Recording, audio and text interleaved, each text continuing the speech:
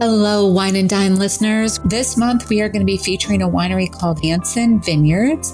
This is a family-run winery. And the really cool thing that we found out when we were visiting this winery is that the winemaker originally went to college in Ithaca, is from Oregon, but went to college in Ithaca, spent some time in Washington, D.C. He was super cool to talk to because he was more in the lawmaking side. So we had a little conversation about that, and then moved back to Oregon and his family farm with very, very deep roots in the area to, which I loved because they actually have that family farm and very deep roots. Of course, I loved that it was deep roots with Rooted Planning Group, but we had a chance to actually talk with them, with the winemaker when we were there. So much fun. If you want to follow him on Facebook, Instagram, and Twitter, it's Hanson Vineyards.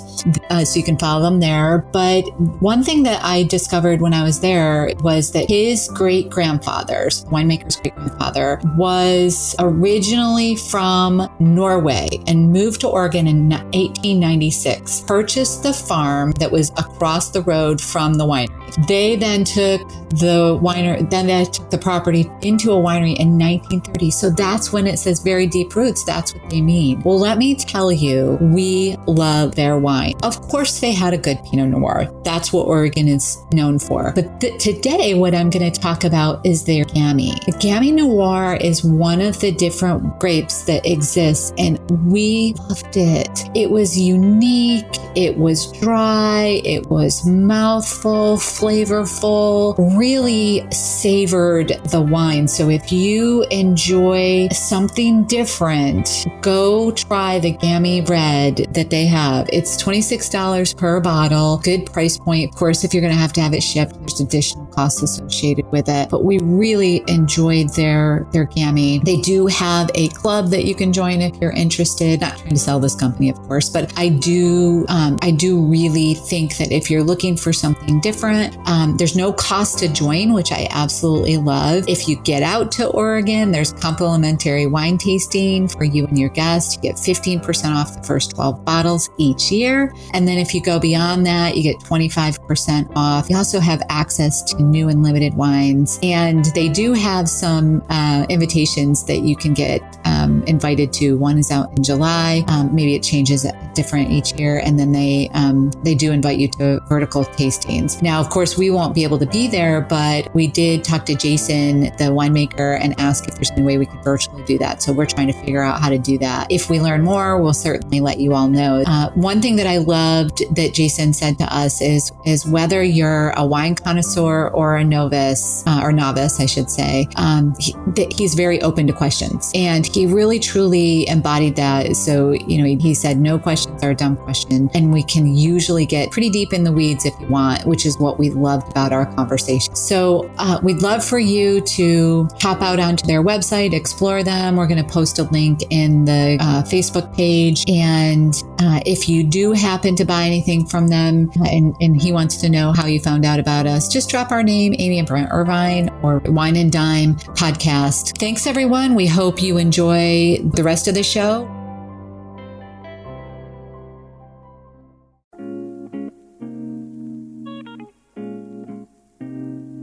Every week, it's our goal to share financial information that helps you in both your life and financial vineyard. We hope it takes you from your roots to the journey of your vines and the influences in the era that helped craft your delicious life.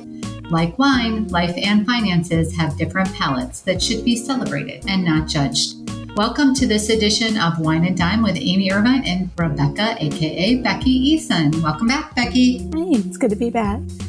We are heading into a busy back-to-school season. I cannot believe that we're talking about that. It seems like this year is just flown by.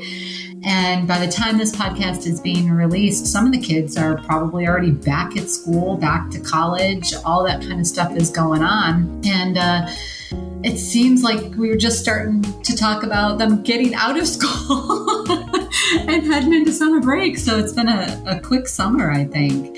Anything exciting or anything that's going on, with regards that you've heard from clients, anything around back to school or back to college or anything like that? Just the typical, nerves of, kids starting school for the first time, or sending your kids off to college for the first time, which, can be a huge transition. It is a huge transition. And before we dive into that particular topic of how you might actually fund some of that, when we're recording this podcast, it's in July. I'm literally heading out on our vacation to Oregon with lots of good wine tips I'll have when I come back. But right now I'm reserving that. Any good beverages that you are drinking this summer that would cool your palate in the heat of it as we're recording? Or any good fall drinks that you have? Yeah, nothing to me beats an iced coffee. Are you a flavored coffee? Yeah, my favorite is vanilla. Vanilla, okay. Yeah. And do you like the vanilla flavored coffee, or you like all the yummy creamer that goes in it? The creamer and the syrup. All the good stuff for you. We all have our vices. You don't drink much at the office, though. You must drink it before you get there, and that's it, huh? Yeah, I try to limit the intake. You're smart. Unlike the rest of us are laying in bed at night like, whoa, we shouldn't have had that extra cup of coffee. You're sleeping soundly, hopefully.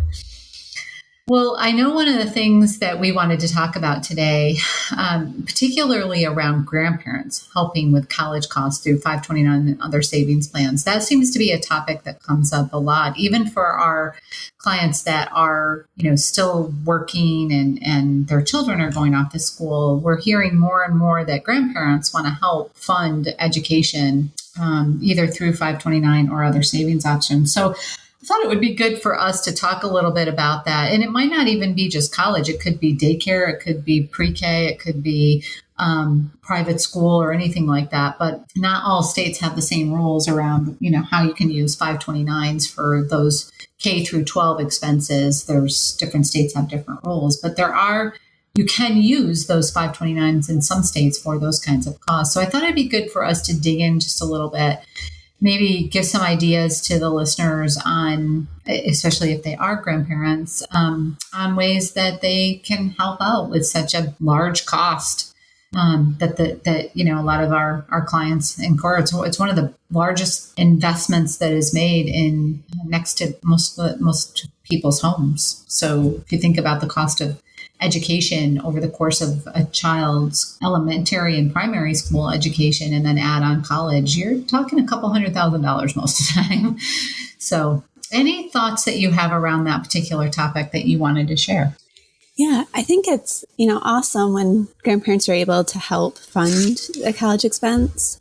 As you mentioned, it's very costly. Mm-hmm. And we live in a society where, there's a lot of emphasis on going to college. And also at the same time, while kids are young, we live in a time when it's not uncommon for grandparents to overgift like physical gifts to the point where kids may not use them. So, if you can help your kid or grandchild later on in life by saving in a 529 plan, that may be one of the most beneficial gifts that you could give. Mm-hmm. Well, how early can somebody actually fund a 529? Yeah, so, really, you can start at any time.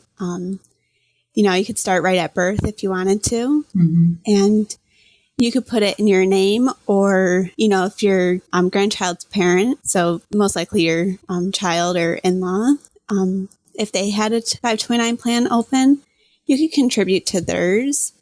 Or, you could, like the grandchild could also be the account owner. However, that's not something that we generally see. Yeah, that's pretty rare to have them be the account holder, right? Technically, I suppose if the grandparents wanted to, they could start. You want to be careful because you don't want to assume that your children are going to have children. But if it's a known thing, technically the grandparent could open the account for themselves, right? So they could be the owner and the beneficiary. And then when the grandchild was born, they could actually fund, or they could change the beneficiary to the grandchild. I mean, that, I guess, to answer my question about how soon can you open one. But it is nice to not have to go through that extra legwork. So as long as you have can get some basic information from the parents, then you could, as soon as they have a social security number, you could technically fund the accounts, right? Yeah, and you make a great point that you can always change the beneficiary. So, if you did want to open it beforehand, like you do have that option, or you can change it down the road if your grandchild doesn't end up going to school. So if we think about, I always think about that term, it takes a village. It's just, I know some people probably are rolling their eyes right now, but if you think about what the average cost of college education is for somebody right now, like born today, you're probably looking in future dollars, depending on the college, of course, and what kind of scholarships they get. But say $300,000 to $350,000 in today's dollars. Well, I shouldn't say in today's dollars, but just say that let's say the average cost of college is $30,000 per year. Well, just a 4-year degree is going to cost, again, just thinking about it in today's dollars, it's going to cost you $120,000 today. So if it's costing you $30,000 times 4 years, you're $120,000 today. So looking out 20 years from now, you're probably looking at $300,000 to $350,000 that you're going to have to fund if the cost is truly $30,000. So most people, that's really hard to save for, especially if you're paying off student loans yourself. Especially if you're trying to buy a house, you're changing jobs, you're buying cars, you're paying for the ongoing cost of kids, just in general. So the more, I guess, that people that can save or help you save for it, the better off you'll be in the long run. Is there benefits to having the 529 plan in the grandparent's name? Yeah, so the biggest benefit is if you strategize and if you wait to actually have your grandchild use that money until their last 2 years of college, then there's a benefit because it wouldn't count in the student's financial aid. Well, that's a big deal. That is a big deal. But again, you want to be very careful about, not dipping into that money beforehand if you have other options. Mm-hmm. What are some of the other ways that grandparents can save for other than 529? And by the way, are there any downsides to grandparents saving in 529 plans?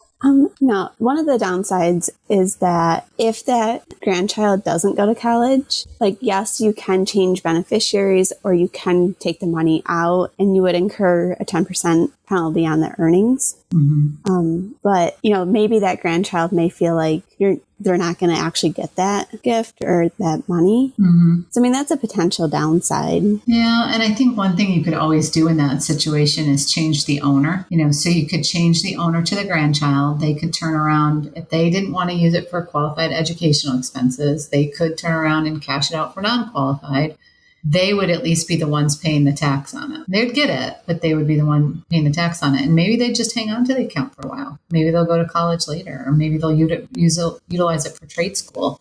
Some of the changes that have happened with 529 plans have been very helpful from that perspective. So, it's not always the one thing that I often, encourage grandparents to do is name a successor owner. So if something should happen to them prior to the grandkids going off to college, there's somebody else who can step in. And often it's like, if it's grandfather that's doing it, you have a grandmother be the successor. And then you might even want a third successor that's like the parents or something like that.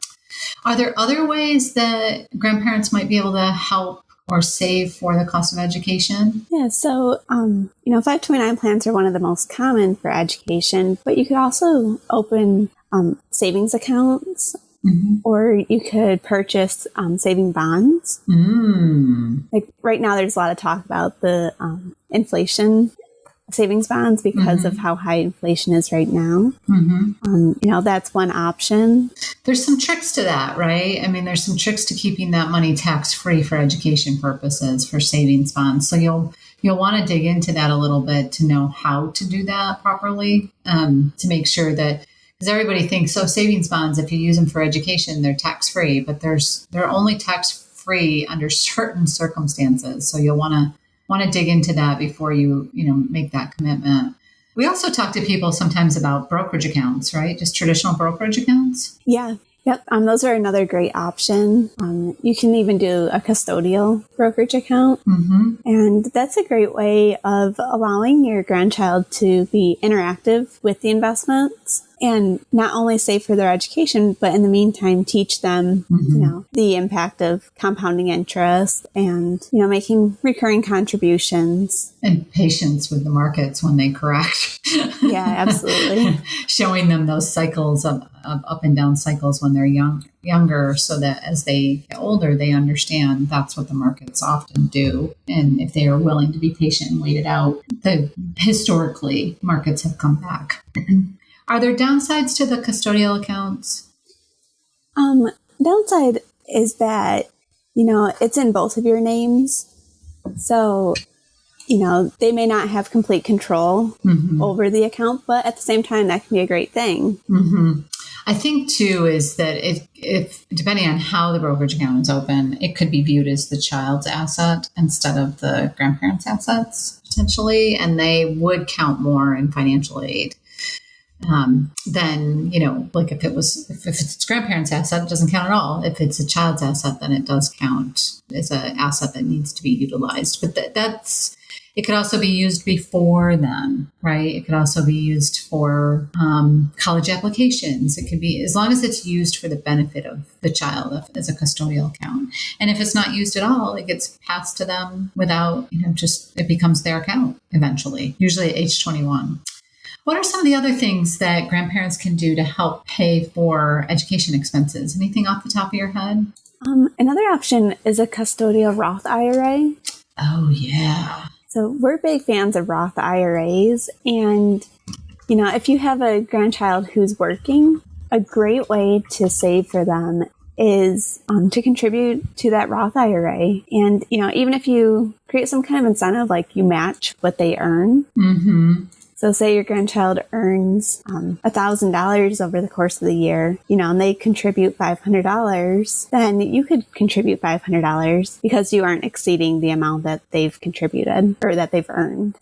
I love the matching idea, because that then gets them ready too for when they are starting to seek employment. And it's like, okay, I understand how this match works. And with regards to Roth accounts, because they're retirement accounts, they don't count in the financial aid calculation. They still get the benefit of seeing how stocks and bonds and different things like that go up. And they can get to the principal, just not the earnings, without penalty and taxes. Maybe you're onto something there, huh? Yeah. And then if they don't need the money for college, then they have a great start to the retirement account before they even really entered the working field. Yeah. That's a great idea. They could also do a traditional IRA, but in most cases, we find that they don't need the tax deduction. And that's why we're kind of leaning on the Roth IRA side of things. Remind the listeners what the limits are to Roth IRA contributions. Yeah. So for 2022, the maximum that you can contribute is $6,000. Now, that does go across all IRAs. So if you contribute to a traditional and a Roth for whatever reason, then the most that you can contribute combined is $6,000 or the amount that you actually earned. So if you only earn $3,000, that's the maximum that you can do. But still, if somebody has a summer job and they earn $3,000 and maybe a part-time job, while they're in school, that's possible to earn at least that much. So, if grandparents are looking to put some money away and they're saying, well, for lack of a better term, match what you earn. If you save, say, $1,000, we'll give you $1,000. That's a pretty good deal. Yeah, it absolutely is. So kind of circling back around, the reason that we wanted to talk about this month was particularly because we're thinking back to school. It's sort of the theme of the month, for lack of a better term. And we really wanted to talk about grandparents helping out with college costs through 529s and other savings vehicles or savings plans. Is there anything else that we should, or any tips that we should give to grandparents as they're thinking about investing this way? Yeah. If you can have conversations with your grandchildren about money, money can be a very touchy subject for many people. There's a lot of emotion behind it. But if you can explain to your grandkids, maybe what you're doing and why you're saving for them, then they may even be more appreciative of that money later on. Yeah. How would you encourage people to talk to their grandkids without the grandkids sort of like rolling their eyes at the situation? Yeah, it really depends, like, on the individual. Your grandchildren, but speaking from my personal life, I remember winning some money. It was a small amount, $50, and the first thing my grandpa said to me, and he happened to be there with me when I won it, he goes, "We should go down tomorrow to the bank and buy a savings bond." And then he explained why. And I, to this day, I continuously think about that first money lesson that he shared with me. Yeah. And he said it in a very open way, as to, you can do it if you want, but you don't have to. But here's why you should or why you shouldn't. Do you, so hearing you say that you won something, and I'm sure it wasn't a raffle or something like that. It would have been a competition that you were part of, right? Yeah. I know Becky does not gamble money. So thinking just about it from an idea of, you might want to consider this, here's the reasons why, the pros and the cons. Do you recall like the one thing that he said to you that was like, I kind of like that idea?